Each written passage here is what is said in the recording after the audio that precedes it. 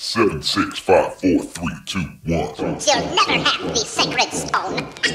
Oh, this you crazy mother. The Sivaji syndrome, I'm telling you, I'm like, well, holy shit, that was crazy.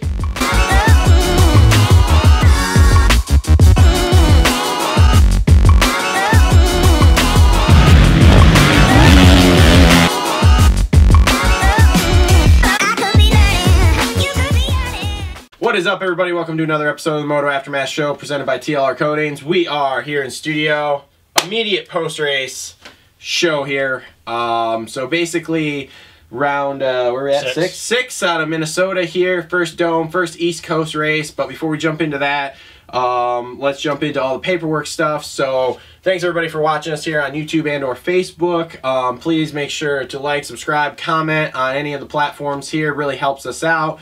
If you can't watch us, make sure to listen. Podcasts are on iTunes and SoundCloud. If you want to follow us on any social media, we're on everything at the Moto Aftermath Show. Instagram, Facebook, Twitter. We have a website that doesn't have anything on it still, but whatever. If you want to support the show, click the Amazon links down below. You can support us on Patreon. You can buy a t-shirt. There's a whole bunch of different ways. Links are all down below. So, Minnesota, inside in a dome, so thank God no mutter. So there's a lot of snow outside. There was. And did you see the load-in? It was, the dirt was frozen. So, yeah. But other than that, I mean, I thought the track held up okay. It definitely didn't break down as bad as I thought it was going to. It did, but I think part of that was the fact of the dirt coming in basically frozen. Yeah. Because the last couple of years, even though there's been a lot of snow and it's been cold, they basically brought it in where it's already tacky and broken down. Yep. So that definitely, it did at the base in a few spots. You know, the whoops got real rutted up like we normally would expect it to. Yep, but the whoops were small. Yeah, so. The inside in the 90s got real broken down and stuff, but fairly simple track, you know, mid 40 lap times through practice and stuff, and then high 40s through the main. Not overly technical. I mean, pretty much just it came down to consistency. I mean, we saw, you know, most of the races and stuff. Guys were freight trained pretty much, other than the 250 main. Yeah, I feel like we're probably going to have a lot of that now that we're back on the East Coast, where the dirt is a lot better, and these guys are already so close as it is. Unless somebody gets stacked up in the first turn. I mean, when the dirt is that good, I don't see a lot of separation for the rest of these rounds. No, and this track was one-lined. I mean, like, let's face it. There wasn't even any on-offs or anything. I did notice that in practice. When I was watching practice, I thought, man, you know, there isn't even an on-off section, so... Yeah, I was a little surprised, though, that as tamed down as they were, and I maybe think that that was part of the fact of how hard the dirt was, that the design was pretty much what it looked like on the track map. Yeah. But usually when we go to these East Coast, because the dirt is better, the crew kind of opens things up and stuff, and they get a little bit more... you know, a little bit more creative, but I think that maybe that had something to do with the dirt, and then I think when we go to Arlington next weekend, it'll probably be a little bit more technical. But, yeah, we're just at that point, though, like we talked about, what was it, Glendale, that the bikes are so good now that every track is really not going to look gnarly like it used to be. Nope. So okay. So that basically covers all that, so let's move on to 250s then. Okay.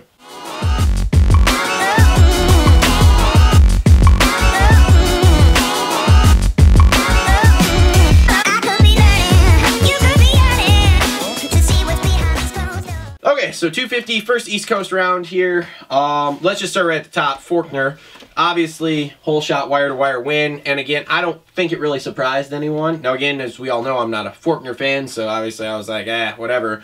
And I'm still under the influence that if he doesn't get the start, he implodes. And, you know, it's hard not to disagree with you. I think that his program, he went out to California early because they didn't know if he was going to be on the West Coast. He changed his mental process about going about some of these races, because you could tell, even though in practice he was struggling, but the thing is that I'm not a Forkner fan either. I called him for the championship. I called him for 6 wins. I think that if he gets all of his crashes out of the way in practice when he's trying to get the track dialed, more the better. You know, it's better for him and stuff. I do agree with you. I don't think that he's going to get a good start every race, and I think that he's going to struggle because he's going to get frustrated. But the problem is that Forkner has always been a good starter, and like I said to you, without a guy like Zacho in the class this year, with J-Mart being hurt, you know, even though the class is stacked, I don't know that he's not going to get a... I mean, Forkner could end up getting 90% of the hole shots this year, and that's the thing is that if he gets a start, he's gone. Like, nobody's going to catch him. I will agree. And I, like I said, I agree. I don't think even though I picked him for 6 wins, I don't think he's going to win every one of them. But the problem is that he's already a good starter to begin with. So, like, it's almost... I don't even know how to explain it. Like, I get where you're coming from. I agree, but it's kind of hard to bet against that he's not going to get a good start. Yeah, I guess, but we'll just have to wait. Yeah, I mean, it's the first round and stuff, and like I said, I didn't pick him to win all 9 races. I think that Smitty will get a win, and I think Covington at Daytona and stuff. But that's the problem, though, is that this isn't like the West Coast, you know, where if he gets a start, there's guys that are as fast as him. If he gets a start, it's over with. It's over before it starts. Nobody's going to catch him. I don't care if Smitty or Sexton or whoever's behind him on the start. If he gets a start, it's over with. Like, he's not going to get past. Yep. I just don't see it. He's that much faster than everybody else. And that's the thing is that if he starts clicking off some of these wins, it's going to get real boring real quick. Like, he's not, you know, he could have the title over with by round 6. Yeah, but I think we got a couple competitors. And yeah, I know, I agree. The biggest one here would be second place. Jordan Smith. And let's just talk about that wheel thing at the beginning. That was wild. So Jordan Smith got a flat on the parade lap, and they were literally changing the wheel on the line as everyone was getting ready to go. Yeah, and then he still comes out and pulls second. Yeah, and I alluded to that when we were all sitting there watching it. I think there was a few times you could tell that it was probably in his head a little bit. You know, he was checking up a little bit, and you could tell that he was hesitant to push through some of the transitions and stuff. But you know, that plays with your mind, you know, throughout the race. Even if you're trusting your mechanic and stuff, to have something like that, literally right before the gate drops. They just got the rear axle tightened right as the gate was about to drop. He looks good. You know, I think that we all kind of realize that he's probably the closest guy that's going to battle. If it's not going to be Forkner, we kind of think that, I mean, you picked him to win the title, that it's going to be him. But, you know, he looked good. He won his heat race by 4 or 5 seconds or whatever it was, got the start and just gapped. Yeah, I just don't know, though. That's the thing is that even though as close as he's been the last 2 years, and I like Smitty, I think that the outright speed is a tick off. And that's the problem. I think the only way that he's going to get a win is if he gets a start and Forkner's in like 5th or 6th. That could be. I don't see him getting a win if he gets a start and Forkner's near him. Like, I think that Smitty's going to need a clear track for a few laps, and he's going to need to push as hard as he can to put in heaters, and he's going to need to set a gap, because even though as good as Jordan's been the last 2 years, he's been prone to, you know, halfway into some of these races, and he even did it, you know, he even made a mistake in the main tonight. Yep. That he kind of does what AC does a little bit. He relies a little bit too much on muscle memory instead of just thinking about the track. Yep. And he's prone to make mistakes halfway into the mains because he kind of just, he almost gets a little bit too content with where he's at. But, I mean, he rode good, you know, especially with that probably in his head and stuff. And, yeah, I mean, there's not much else to say about it. You know? And then, so you got Justin Cooper in 3rd. I mean, for a kid that raced, what, 2 races last year? Yeah, Good opener. I mean, he came through a little bit, because he wasn't in 3rd when we started. So he passed Amart. Did he pass Sexton, too? I don't remember. No, I think he was ahead of Chase at the beginning. But either way, I mean, I don't know how on the box for the first race. Yeah, I don't... Not to take anything away from him, because great, it's definitely been better than the way his rookie season started. Well, technically, this is his rookie season. Yeah. I don't know how sold I am on that. Like, he rode good. He was good all day. You know, we know that he's going to be fast. Lying, bro. Yeah, we know he's going to put in fast laps in practice and stuff. I don't know how much I buy it, though, because it is the first race. Some of these guys are still sorting out. And Chase is still coming back from an injury. Craig, we know, is not 100%. Hunter Lawrence isn't there. Yep. So I'm not trying to say that it wasn't... It wasn't deserved. He rode really good, but I am going to be honest with you. I don't really expect I think he gets one more podium this year, and I think probably the best chance is Daytona. Okay, fair. But I don't, you know what I mean? Like, it's hard. It's hard to, with it being the first East race, it's hard to believe that he's going to be a podium guy the whole entire year. Yeah, we need to go a couple more rounds before I believe he's going to be a podium guy. If we get to like round 4 or 5 and he's got 3 of them, then okay, fine. Yeah. So okay, so Amart was that it's 4th, but was that kind of, I mean, as good as he was riding throughout that main, kind of a breakout ride? Was that kind of shocking to you? Yeah, a little bit, because I didn't expect him to be that good on the Suzuki, and B, him to be that good. Period. And dude, I mean, that bike looks good. He looks good. Amart's always had good technique. Yeah, I'm really shocked, honestly. I don't mean to sound like it's crazy that Amart was ride that good, but I mean, he was holding down a podium spot for what? 10 minutes at 10 least. 10 to 12 minutes or whatever it was. Yep. So he rode good. That was definitely a shocker. Yep. Kind of another one, though, with Cooper. I got to get a few rounds to be sold, because that's never been... Supercross has never been his forte. No. But no, it's good. It's good to see him. You know, he needs to get something done, because I don't really know if anybody really knows what's going on with his situation. I know that he signed a 2-year deal with JGR. 2 year? I think so, yeah. 2-year deal. So, Yeah, I mean, he rode good, and it's just good to see him make it through a round healthy, because the last couple of years, he hasn't really made it through the first round. So. And Sexton, rough night, went down twice. I mean... Dude. Yeah. I don't know what to think about that, because it's kind of... Let's just say it was a rough night, and we'll see how next week goes. It's the same thing as last year, though. I know. Like blazing speed, but he can't... This was supposed to be the year that was different for him, and he's coming out basically like he did last year. Well, it's going to be different for AC, but then AC didn't look good the first round either, so let's go a couple more rounds, and then we'll judge. Outside of that, I mean, you've got... Oldenburg, but Oldenburg's right where I think he should be, 6th place. I mean, Cunningham was a little bit of a surprise. Cunningham is a little bit of a surprise in 7th. Covington, 11th. I mean, that's not bad for as shitty as he rode all day. First Supercross race. Yeah. I'm not... He's even said that he was, he was, and this is not my words, scared in the whoops. Yes. You know, he's never really ridden whoops before. Having a hard time just kind of separating the technique to how to set up for certain whoops when they get rutted. Do I rhythm through? Do I bang through? I think that we get to the East-West shootout. I think he'll get his legs underneath him and get a little bit more confidence and stuff. Yeah. And I honestly think the more technical the tracks get, even though it's kind of contradictory to him being scared in Supercross with the way Covington is, I think the more technical where he can let his style be a little bit more free because he is a guy that uses a lot of body language, I think that it'll be better for him.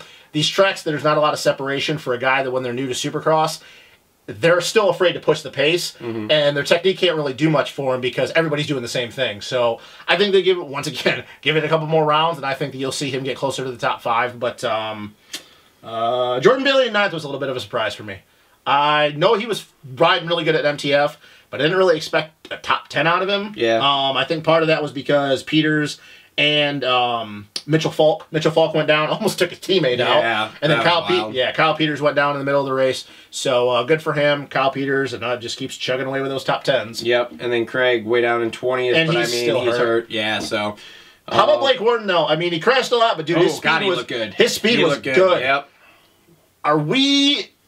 Can he get a podium? Yes. If he keeps it on 2, yes. I think he can. The flow will get him to the podium. Yes, that long hair will just, it'll pick him up and glide him to the podium. Yep. So, yeah, not a lot. Martin Davalos. Party partied a little harder. Okay, so, this is probably the last thing. Did Amart take him up?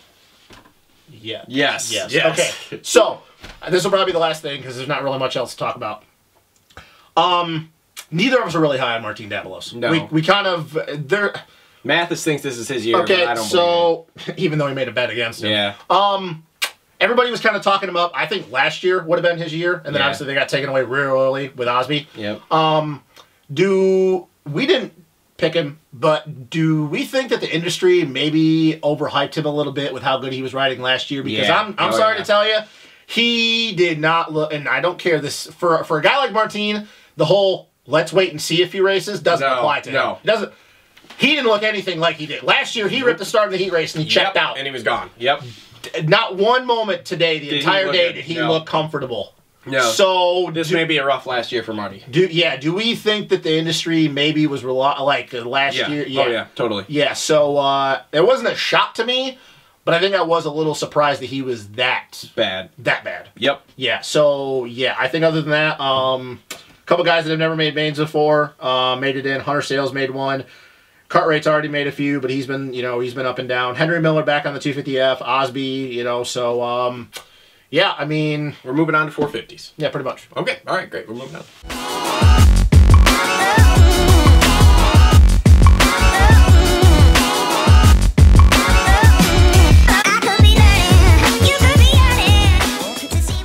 Okay, 450s.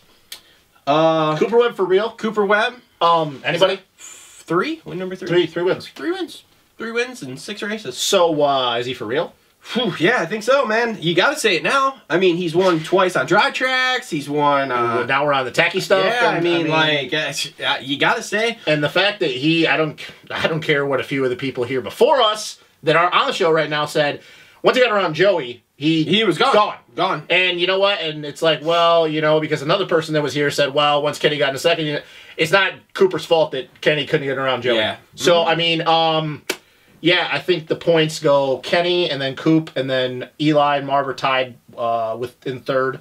You think Coop's going to start getting in some people's heads a little bit? Because It wouldn't surprise me if he starts to play his mind games like he used to. I mean, he was what? Was he second? No, was he? Was he second? No, was he fastest? No, he was third fastest in practice. I'm sorry, I'm trying to remember. Joey and Eli went 1-2. So he's third and fastest in practice. Goes out and wins his heat race. Leads Eli. Eli pressured him the whole entire time. Didn't falter. And then sits back and plays patient with Sivaji. And once he gets around him, he checks out. So I mean, yeah. Mm-hmm. Yep. And then Kenny second again. Is Kenny gonna win this title without winning a main?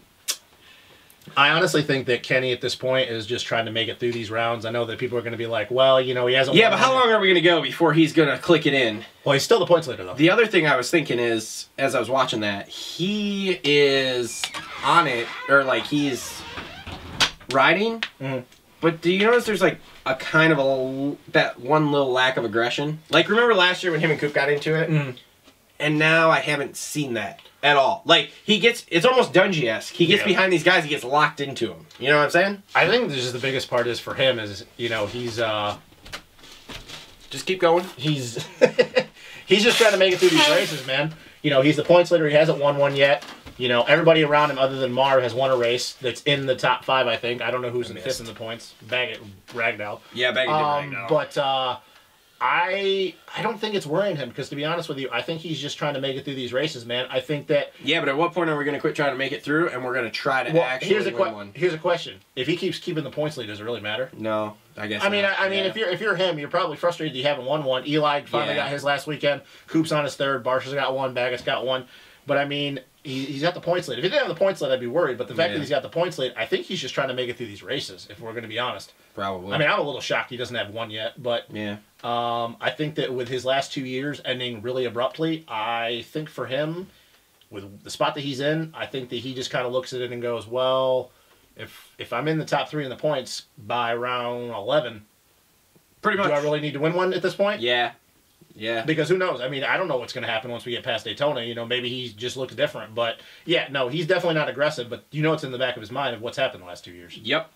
Marv, another sneaky, good third-place ride. Mm-hmm. I mean, we thought he was probably going to get Kenny, too, but he didn't. So, but again, I think with his injury, he's building... end of the season, he's really going to turn it on. So I think if he's close too, again, this is just lining up to make a great last 5 rounds of the year. Yeah, at this rate. I think that Marv probably gets a win in one of these next 4 races and stuff. Mm-hmm. I think the same. I think that injury really set him back. He's in a better spot than most people thought and than what he thought he was going to be in. So if he can just keep these points close, yeah, I think he's set up in a good spot. Yep. Now Sivaji, I don't like him. Are you hating life right now? But that was a good ride. That was a good ride by Sivaji. And let's be real, But again, did I not call it? He wasn't going to win that race. No, and I called it at the beginning. He's going to pump up. He's not winning. I didn't think he was going to win either. I mean, he's never been in that spot for 20+1. No. You know, and that's the thing is you got to think about it. But neither is Webb until this year. But Webb's been on a 450 for this 3rd year now. Yeah. I think that. You know, other than Oakland, I mean, he hasn't been in that spot before, so I think he's only going to build. Yes, he did start fading and hitting the wall at the end of it, but, I mean, he's looking like he's the best rookie right now. So, yes. I mean, I don't know where he's in points. Well, I mean, we haven't seen Zach ride yet. If he would quit hitting the deck in practice, like fucking Anderson. We'll find out next weekend in Arlington, because Zach will be back. Yeah, which is going to be awesome. Maybe. It might be awesome. Brayton, sneaky good ride into 5th. But he looked good because that's his type of track. He won the heat race. He won the heat race. Yeah, he won the heat race by like 3 seconds. I don't know the heat race. I wasn't paying attention. I was eating. Anyway, yeah. So he wins the heat race. So that's good. Tomac works his way back up to 6th. That's okay. We got to talk about that for a second. I mean, he had a shitty start. He got jumped by Dean and Chad and squeezed out. But every time he seems to get that red plate. That's not my. That's. I don't know what that means. Dude, I don't buy into that red. I mean, I say it, but I don't actually buy into it. I'm just saying though, he can't hold that red plate for more than a round. He's held it twice, and he's. Then he needs to time this out so he gets it literally in Vegas. I just think that's how Eli is. I think that he isn't. I don't think it's a coincidence that the 2 times he's ever had the red plate that he's rode like complete ass. Yeah. I know that the start's part of it. The start, okay, he got pinched, but the start is also part of it. He got a 2nd place start in the heat race. Yeah. So, like, I'm not going to just say, oh, it was just a start. I mean, dude, he was, like, sitting behind Barsha for, like, 4 laps. Yeah. So, like, let's be real. Like, okay, he worked his way up to 6. Great. He minimized the damage, but he also rode like shit the whole entire main. Yes, he did. So, like, I'm not just going to let him get away with a free pass because everybody be, you know, clowning on Kenny if that was his thing, too. He's just, dude, I don't know what's up with him, to be real honest, because at the beginning of the year he was hurt. Now he's not hurt. They thought they found a setting. Apparently, they didn't find that good a setting because he didn't look good all day, really, did he? I mean, I didn't think he looked that great in practice. He didn't look stellar. He had a couple, obviously. yeah. I mean, he was second in time practice, but he only had a couple good heaters. You know, you're second behind Webb. But once again, though, like, we can't just say, oh, it was a start because he got a second place start in the heat race. Yeah. So, like, I mean, you know, so, I don't know. We'll see. You know, we're going to Arlington. He's been good in Texas before and stuff. But, I mean, if he's going to do this every time he's going to get the red plate, he's never going to win a championship. No. So, it's like... No, not in Supercross. Well, right now, I'm telling you right now, though, is that Cooper, it looks like he's the best out of everybody so far. You know, I know he's not the points leader, but Coop has been the fastest. Yeah. I don't care what anybody says. Yeah. So, I mean... Chad in 7th? Chad in 7th. That's pretty good for Chad on a he got normal track like that. Is that going to be his best finish on a dry track this year? I'm not going to say that because he might be good at Daytona. He might be good at Daytona. I was going to say there might be that night where you've got a couple more guys get hurt as we go through the year and he gets a start and he gets a top 5. Because Chad could sneak something in like that. Maybe when we go to Denver and it's snowing. Sure, we'll go with that. Outside of that, I mean, Wilson, Barsha, Plessinger, Seeley, all where I expect them. Freeze, 12th, that's about... Freeze looked good all day. Freeze has been picking it up this year, so, you know, that's not really a surprise. Let's see, anything else? Not really. Daniel Herlin I think Herlin, that's his first 450 main. Well, that's good for him. I mean, the Cat, that's his first 450 main this year. I think Casey Brennan, that was his first 450 main. And then, of course, Baggett hit the deck and finished 23rd, so... Yeah, that was bad. I don't know what... That, like Cole alluded to, if that was a shoulder or his arm, I don't know, but if that's going to set him back for a few weeks, that sucks because he was 4th in the points and he was riding really good. So yeah, I mean, actually, points right there. Yeah, so yeah, all right. So Baggett's 7th in points. Dean's in 5th. Wow. Chad's in 8th. So all right, Arlington picks. Winners.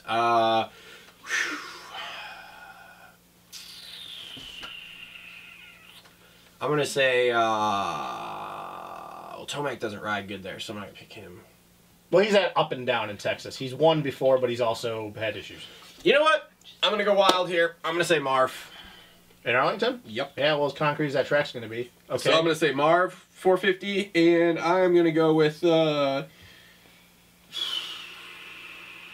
know what? I think Smith gets it done. Okay. So KTM sweep there. I'm going to... Oh, God, I just made myself... I threw up in my mouth a little bit saying right? that. I think Brutal. because as fast as Forkner is, I think that Forkner wins again. And I'm going to stay on this Cooper Webb train, and I think he wins 4. Whew. Dude, I mean, okay, honestly... It's not super bold, but it's bold. Well, is it really bold anymore, though? He's won 3. And he's only in 2nd in the points because of how bad Oakland went. Or how bad San Diego. Yeah. But you know what, though? I mean, that's part of racing, so that's not an excuse. He rode bad. But let's be real. If he gets at least top 5 at San Diego and just finishes the main, which I imagine if he would have just finished, he probably would have got top 5. Yeah. He had the points lead by, what, 6 or 7 points right now? Probably, yeah. So, like, Have that red plate again. Let's be real. God, that's weird to say that Coop's could have that red plate again after next week. I think that people just need to, like... just say it and realize that Coop is in this title point. I don't care if I don't care if it's round 6. He's won 3 races. He's looked the best out of the wins that he's had because Barsha couldn't back it up, Baggett couldn't back it up, and Eli did it in the mud and he couldn't back it up the next weekend. So, I mean, dude, I picked Coop to win this weekend. He won it. I'm going to stay on the train until it proves otherwise. If he goes to Arlington and he's just way off, then I won't pick him. But until that point, I think that he's the best guy right now. Yep. So one more thing before we wrap it here. What do you think about the Limegate thing? And what I mean specifically is what the AMA has released and their offer of like $5,000, etc. What do you think about that? Well, anybody that watched the show tonight saw Dave Prater had a pre-written up speech. With pre-written questions for Ralph. Yes. I think that they did the best that they could do. I mean, what else are they going to say? They're going to go out and say, ooh, we fucked up? Like, yeah, no. You can't do that. You open yourself up to litigation. I think the $5,000 is a little bit of a slap in the face because there was a lot of guys that literally their 450s were destroyed. I know, but so here's the thing. I'm impressed, though, that they even offered. Well, I think honestly what happened is that had privateers, because this was not an issue until privateers, like everybody got the chemical burn, guys were putting this stuff, but they weren't bitching. There was a lot of privateers going out there complaining. I think if a lot of privateers hadn't stepped up and started putting stuff on Instagram and tagging Supercross Live specifically on Instagram, this never would have happened. I think Feld would have just been like, we don't care. Yep. You know, but I mean, I don't know. They did the best that they could do. I think it's bull crap. There's no reason for them to use lime, and I'm not arguing with them. But as far as I know, I don't ever remember them using lime as a drying agent. They've used it forever. Yeah, I don't believe them. There's no proof that that's actually happened.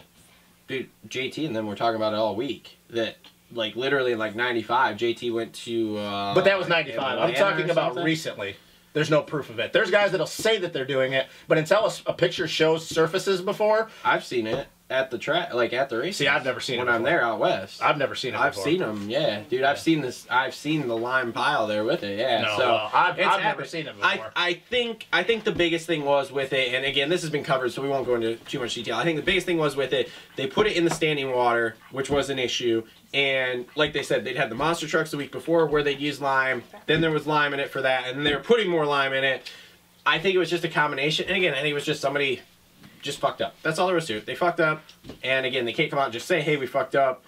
But I think that's all it was. It was a miscommunication, error on whatever, how much we're going to actually put out there. So whatever. Anyway, that's all we'll talk about with it. There's plenty out there. If you really want to hear about all the ins and outs of it, go listen to like some Pulp MX stuff or whatever. They cover it in detail. They got the inside info on it. Whatever. Anyway, so this has been another episode of the Moto Aftermath Show presented by TLR Coatings. Again, follow us on all the social media networks. Make sure to like, subscribe, comment on the videos here on YouTube and Facebook. If you can't watch, make sure to listen. iTunes podcast and SoundCloud podcast. Make sure to click the Amazon links below. That'll help support us. Buy a t-shirt. Donate on Patreon. We'll get you this sweet hoodie. Coat. Is that a coat or a hoodie? It's a hoodie. Okay. They don't make it anymore. Perfect. Donate. How much was it originally? I don't know, like $90. Okay, so it's got to be worth 5 times. Donate $450 to get this super rare hoodie that you cannot buy anymore. And we will ship it to you with a love note. Probably a picture of our faces also. Because why are you making this weird all of a sudden? Because that's a lot of money if they give us $450, bro. Like, I'm not gay, but $20 is $20, all right? So $450 is a lot. On that, we're going to end the show right now. On that, we're going to end the show. We will see everybody next week after Dallas.